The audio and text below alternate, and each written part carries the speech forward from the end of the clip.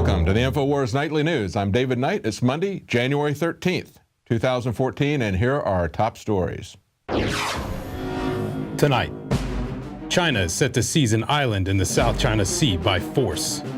Governor Christie's personal tab continues to grow at the taxpayers' expense. And David Knight checks in with Larry Klayman as he continues the fight against the NSA spy network. All this and more on the Infowars Nightly News.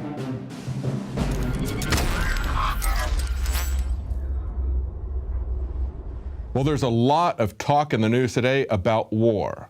And coming out of China, we see in an article from Paul Joseph Watson, China is set to seize the South China Sea island by force. Official Chinese state media had this headline: sudden major move of Chinese troops this year to recover an island by force. Now, this is an island that was taken 40 years ago and has been held ever since by the Philippines. But listen to what they say in the Chinese newspaper. They say, according to experts, the Chinese Navy has drawn a detailed combat plan to seize the island, and the battle will be restricted within the South China Sea. Well, I don't think that's necessarily going to be restricted if they start something like that. And we've seen bizarre and bellicose statements from the Chinese for the last several months from the official Chinese press. As Paul Joseph Watson points out in the story, there's been strident rhetoric about Beijing's ability to attack U.S. military bases in the Western Pacific, as well as a release of a map showing locations of major U.S. cities and how they would be impacted by a nuclear strike launched from the PLA Strategic Submarine Force. And these things are getting people concerned. And so you have to ask yourself, is this just internal saber rattling?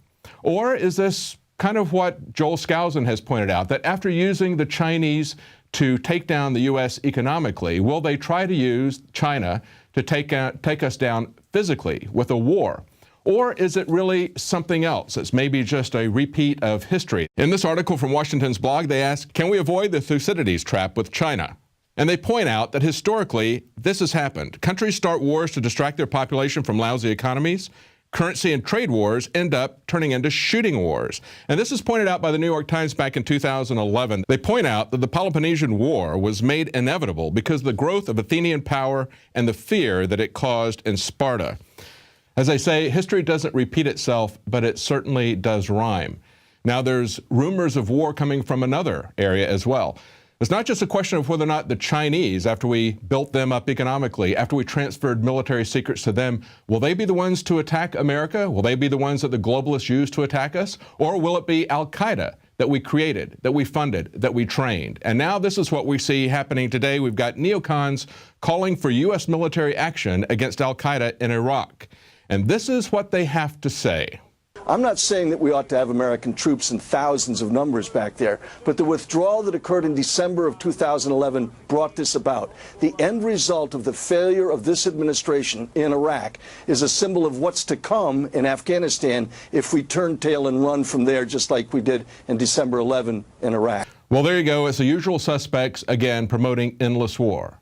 You know, every time the government fails, they just use that as an excuse to do more of what caused the failure. Now, Kurt Nimmo has an excellent article where he breaks down the revolving door and the nepotism between these different neocon think tanks. It's worth a read. Now, there's not just going to be war abroad, perhaps, but perhaps at home as well. That's what we're concerned about when we see the military buildup within our police force. And now we have a future cop attacking Copwatch and says that protesters should be exterminated in gas chambers. You know, out of the abundance of the heart, the mouth speaks, and that's exactly what we see from this fellow, who is Darren Redding, a former U.S. Marine and a current cadet in training with the Washoe County Sheriff's Police Department. He said, if I had my way, there would be another Holocaust with camps and gas chambers full of effing scabs like you. I hope you die. I hope some cop beats your ass next time you're protesting or filming them or whatever. In fact, I'm about to start the training academy for the Washoe County Sheriff's Department in Reno, Nevada, and I can't wait to deal with punk-ass bitches like you. I would beat your effing ass just for the sheer joy of it. Yeah, we've seen a lot of cops doing that just for the sheer joy of it. And we see that the police never do anything to rein them in.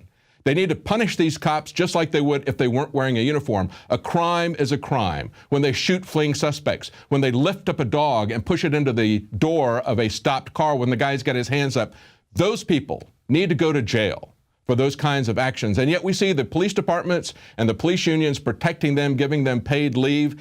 And even when there's a successful lawsuit, it's the taxpayers that pay the burden of that. That needs to be taken care of out of the police department's budget. They need to lose some of these people who have this kind of attitude. Where did he get that attitude? Where did he get that heart? Well, he's a former Marine, and we're seeing a lot of very dark information about what the military is training people as to who their enemies are. We are not the enemies. The American public is not the enemy of the police, like the government is trying to pretend that's the case.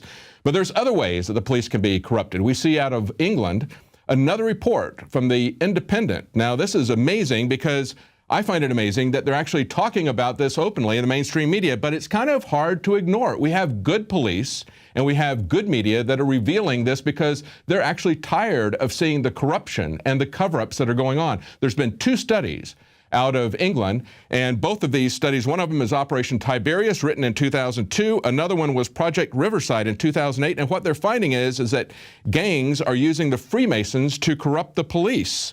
In Operation Tiberius, written in 2002, it found that underworld syndicates used their contacts in the controversial brotherhood, the Freemasons, to recruit corrupted officers. Now, Scotland Yard says that this is the most difficult aspects of organized crime to protect against. It's also the most difficult one to expose.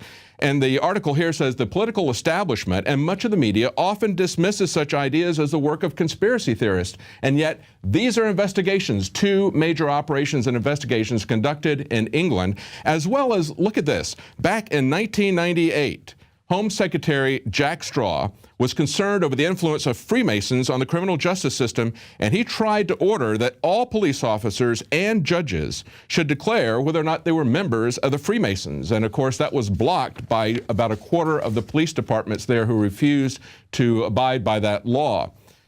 Now, there's another investigation that's coming out about Christie, and this looks to be even more incriminating than the bridge shutdown, Bridgegate, or I guess you could call it the Bridget Gate. This is about misuse of funds in the aftermath of the Sandy hurricane. It says just days after dismissing 2 advisors, Christie faced questions over the use of Superstorm Sandy relief funds. They find out that he gave money to produce tourism ads that starred him and his family, and he even gave it to a higher bidder. The winning bid of $4.7 million featured Christie and his family in the ads, while the losing $2.5 million proposal did not feature the Christies. So here you go. The people are paying 88% more to enhance Christie's political image. But I don't think this is going to enhance his image. Now, as we're being distracted by things like the Christie scandal, and it's not just a distraction, it's a real concern when we see that kind of arrogance and corruption, but there's something far more serious going on, and that is, under the radar, Congress is moving to push the Trans-Pacific Partnership and TAFTA. We see that Max Baucus and Orrin Hatch have put out a bipartisan act. They call it the Trade Priorities Act of 2014. Now, what this is going to do is this is going to excuse them from having a constitutional vote on a trade treaty. We should be very concerned about this. Congress cannot just exempt itself from following the Constitution. The Constitution says that they have to have a 2/3 vote of the Senate. But then they come around and they pass this act which says, and of course Senator Baucus says, we're introducing this today to make sure we get these trade deals done and get them done right. Well, here's what they're going to do to you, as pointed out by a group opposing this called Fight for the Future. They're going to restrict, police, and censor the internet. They're going to stifle free speech and innovation. They're going to radically decrease access to affordable medicine. They're going to prevent corporations from properly labeling GMO food. And they're going to elevate individual foreign firms to the equal status of sovereign nations. Well, this is the most egregious threat to both our rights and our money that we have ever seen. And our elected representatives, who are not allowed to see the bill, are supposed to vote on it without any amendments in a simple majority instead of the 2/3 approval required by the Constitution for a treaty. Now, right after the break, we're going to be joining Jakari Jackson. He's in California taking radiation readings and getting the public's reactions. Stay tuned.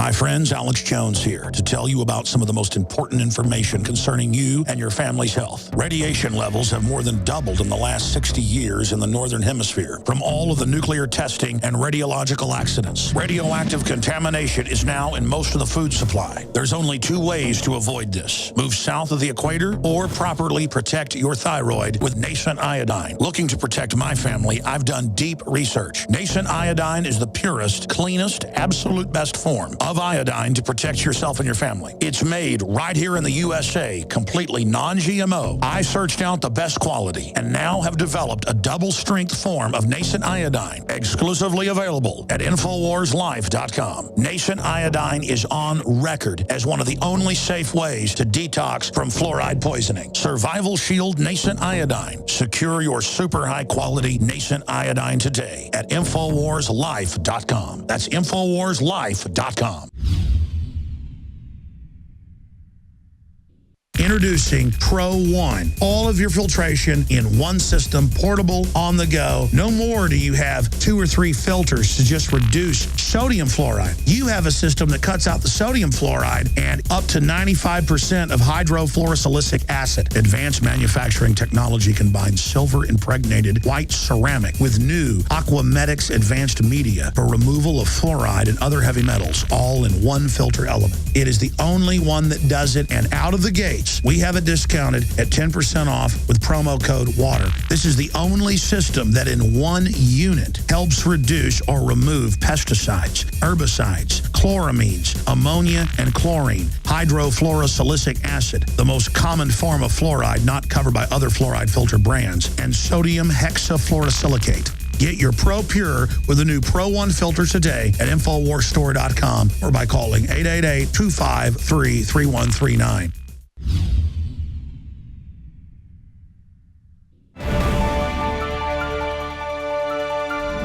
We've sent the Infowars crew out to California because we've had a lot of reports of unusual things. We've seen a lot of sea life dying off in unusual quantities, unusual ways. We've also seen even debris with Japanese writing on it. And we were told when Fukushima happened that we could expect to see radioactive debris, perhaps even some radioactive activity coming across on the currents right about now. And we've also seen unusual activity on part of the government in terms of stockpiling radiation protection in the form of potassium iodide in massive dosages of 14 million doses that they want in just a couple of weeks. So the Infowars crew is there, and we're going to ask them what they're seeing in California. Welcome, Jakari. Tell us what you're doing and where you are. Well, David, we're right outside the Golden Gate Bridge, and we just shot a man on the street a few moments ago. And David, I'll tell you that I was a bit discouraged because we went to Half Moon Bay. We found many awake, alive, vibrant people, but we came here and nobody really cares about anything. We did find some awake people, but you know, you walk up to somebody, he says, I don't want to be filmed on camera. Then I took the moment to educate the gentleman that he was being filmed by the NSA. He's being filmed by these streetlights over here, but he doesn't care about that. I guess he's more concerned with the 49ers, but we did find some people who actually care about this information about the bioaccumulation that's going on in Half Moon Bay, the excessive levels of radiation. Well, you know, Jakari, what you're describing there is really kind of like a double think. You know, this guy is all concerned about you putting a camera in his face, but he doesn't think about the dozens of cameras pointed at him at any given time. And I see the same thing in terms of radiation.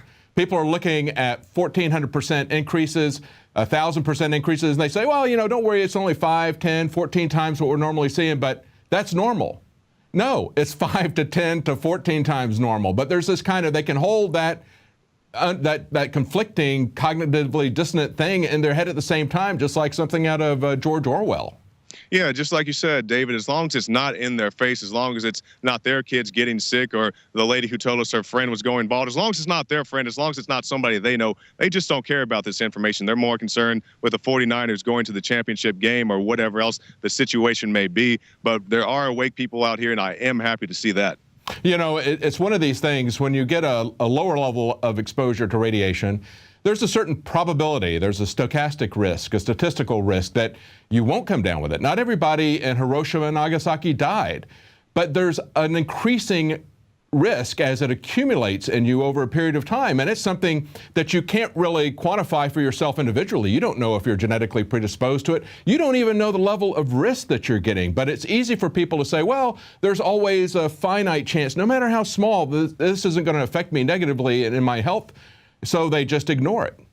Well, just you touched on it right there, David, because they say, well, this is normal for this level, these normal levels of radiation. Well, just because something is normal doesn't mean that it's necessarily good for you. You can encounter many situations. It's normal to get in a car wreck on the road. That's one of the most common ways to die. That doesn't mean that it's good for you. That's right. They say that it's normal, and yet we see the government buying massive amounts of potassium iodide and wanting it over a very short period of time. 14 million doses over just a 30-day period, and they want that in just now a couple of weeks. So I guess they're concerned about that, even though they keep telling us that it's normal and there's nothing to panic about, and then they try to panic us on normal issues. Yeah, and then the people are saying that this is global warming or, whatever theories that they have, even though we've seen record low temperatures, record ice, many scientists getting stuck out in the ice when they're trying to claim that it's global warming, just many kinds of wacky things going on around here. But you touched on it right there, David. The government is definitely buying this stuff for some reason. They don't normally go out and buy 14 million doses of potassium iodide. So now the highest readings that you've gotten were around the San Francisco Bay Area, is that correct? Yeah, just a little bit south of here in Half Moon Bay, where the gentleman shot the viral YouTube video, the citizen journalist. We encountered radiation levels about 370, and they say the normal there, those are CPMs, they say the normal there is about 30 CPM. So from 30, which is considered to be the norm, to 370, and that's just what we found. Other experts, other people have gone out there and found even higher radiation levels. Yeah. And see, that's the thing, is it doesn't really matter at one level whether or not it's coming from Fukushima, because we have our own domestic risks, don't we? We've got industrial pollution. We've got pollution from the government when they bury radioactive waste. And then we also have the potential to have incidents from our own nuclear power plants. I think that's one of the key things about Fukushima, is that we need to understand the risk that it poses to us, because we have the same design in our nuclear power plants. The former head of the Nuclear Regulatory Commission came out last summer and said that we should shut down all American nuclear power plants after this has been going on for quite some time, because they have the same fundamental design flaws that we see at Fukushima. That's a very good point, David, and I want to end with this. We've been talking to people who say they've seen tsunami debris from Japan. So my question, if you can see debris visibly come over from Japan, why couldn't radiation come over here as well? Exactly, and that's why we sent you and the crew out there, because people can't see radiation. That's why we sent you out there with Geiger counters, so that you could see the effects of the radiation, you could detect its presence. So where are you headed now? Well, we're going to head about 4 hours south of here to Diablo Canyon. This is a nuclear power facility to test the radiation levels out there. Okay, great. Well, thanks. We'll be checking back with you, Jakari and crew. Thanks a lot. Thank you, David. Bye-bye. Well, we're going to continue to look for what the mainstream media is not looking for and not reporting, and what the government is dismissing when anybody sees elevated levels. Whether the levels are elevated because of Fukushima radiation or because of something else, it still needs to be investigated. Well, coming up right after the break, we're going to have an interview with Larry Klayman, and he's trying to investigate what the NSA is doing to our rights. Stay tuned.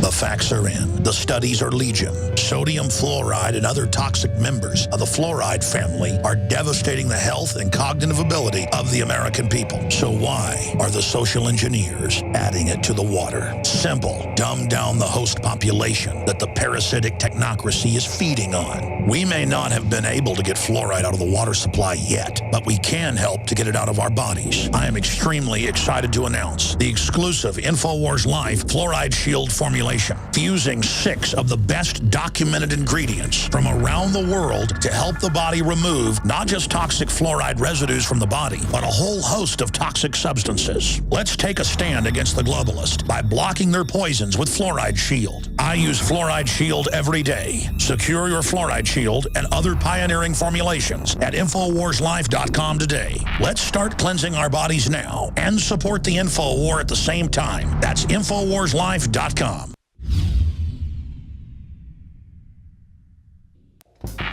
We're on the march. The empire's on the run. And the Infowars army is standing strong. Wake up your family, friends, and neighbors and break the matrix at InfoWarsStore.com. Learn the truth and spread the message of liberty with the world's most comprehensive collection of books and documentary films. Maintain a healthy metabolism and energize your body to perform at peak health with Survival Shield Nascent Iodine. Protect your family and be prepared with survival foods and emergency preparedness kits. And now you can drink safe water with your own ProPure water filtration system, which removes fluoride and other harmful chemicals from your family's water supply. Save 10% with the promo code WATER. So join the revolution. Infowarsstore.com.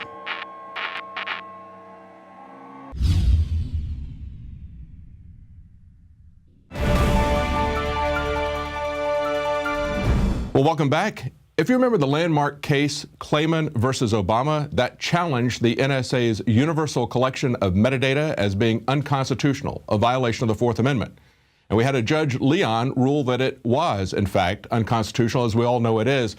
Now, the empire struck back, and we had another judge in New York, a Judge Pauley, said that it's just fine. And as we reported last week, the Department of Justice has now filed a motion to stop discovery in that victory. So we have Larry Clayman, who filed the lawsuit. He's with Judicial Watch and Freedom Watch. He founded both those organizations. Larry, thank you for joining us. Could you briefly recap for the audience what the lawsuit is and what was at stake in it? Be happy to. I'm just with Freedom Watch now, and people can find that at freedomwatchusa.org. We filed this lawsuit back last June. There's two of them. Class actions, first to file class actions. We asked the court for what's known as a preliminary injunction, that is to stop the NSA from gathering this metadata through cell phones and internet on all American citizens, which it's been doing, over 300 million. And with regard to the first case, the one against Verizon, the judge entered a preliminary injunction order back on the 16th of December, which bars the NSA from continuing to collect and access this data.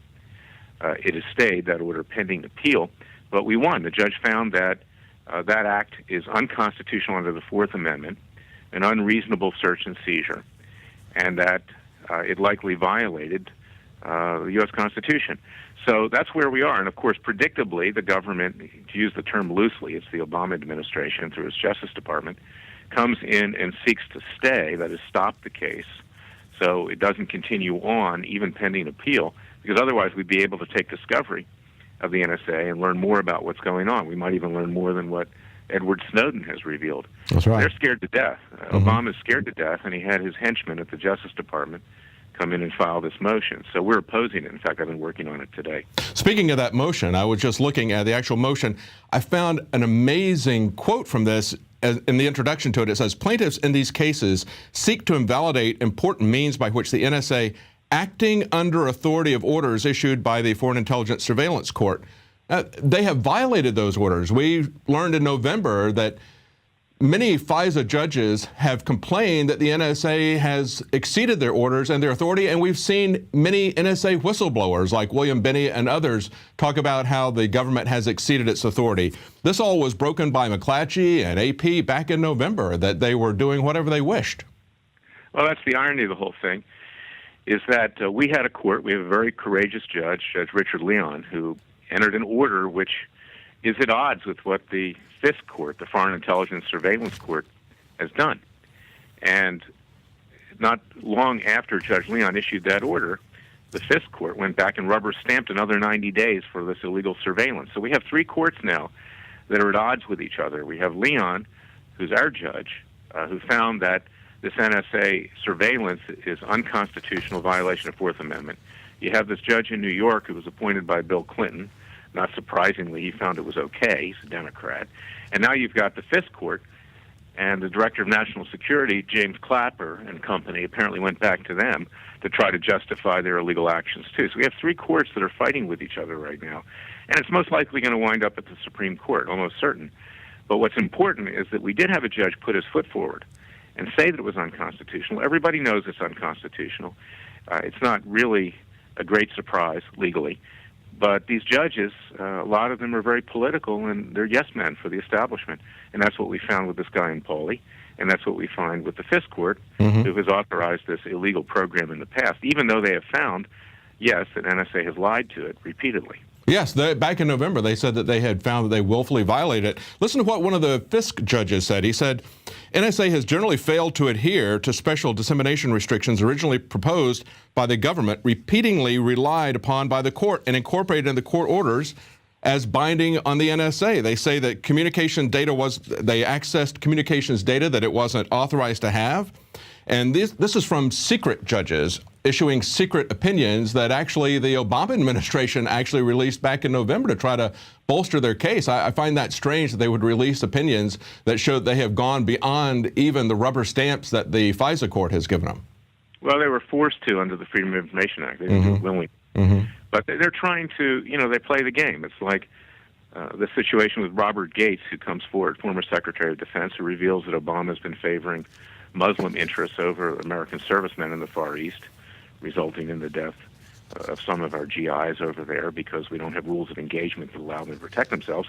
Well, Gates comes out, and he basically calls Obama a traitor, in effect. And then Obama praises Gates, that he was a great Secretary of Defense.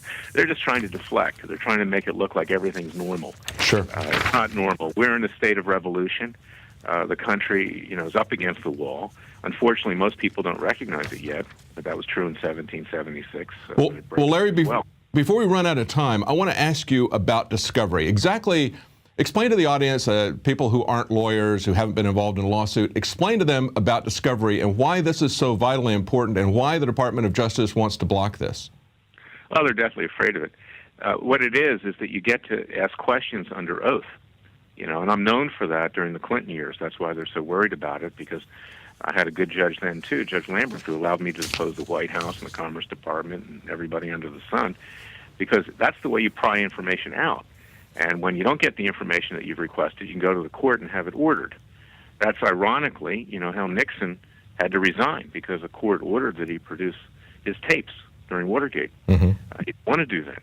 And, at the end of the day here, we're in such a volatile situation. Never has there been this kind of a violation of Americans' constitutional rights, that God only knows what we'll get in discovery, and that's why they're afraid, because there's going to be court monitoring as to what has to be produced. And, they can try to delay this. The judge has already told them he's not going to put up with that. So I'm confident that the judge will work out some procedure that this case can go forward as the appellate process goes its way through the courts. Absolutely. Well, I sure appreciate what you're doing. We all do. We're watching this very carefully. This is vitally important, because if the government can assert that its interests trump that of the people's interest and trump the legal restrictions of the Constitution, there are no restraints as to what the government can do. And we've seen that there are no restraints on what they're doing. We need to get those restraints put back on them. Your lawsuit is very important, and I really wish you well with that. We'll be, like I said, we'll be watching this very closely. Thank you, Larry Klayman. FreedomWatchUSA.org. Thank you very much, Larry Klayman. You're welcome. God bless. Bye. Bye-bye. Well, that's an important question. And the question is, are we going to have a government that is open and transparent and obeys the law and the Constitution they sort of uphold? Or are we going to have a secretive cabal of people who set up secret courts with secret rulings? This is something that is vitally important. We're going to be following this very closely, and you can follow it here at Infowars Nightly News by getting a subscription. Just one subscription you can share with 10 other people simultaneously at the same time. And right now we have a New Year special where you can get 5 months for free if you sign up at this time for the first time. Well, that's it for tonight. We'll be back at 7 Central, 8 p.m. Eastern.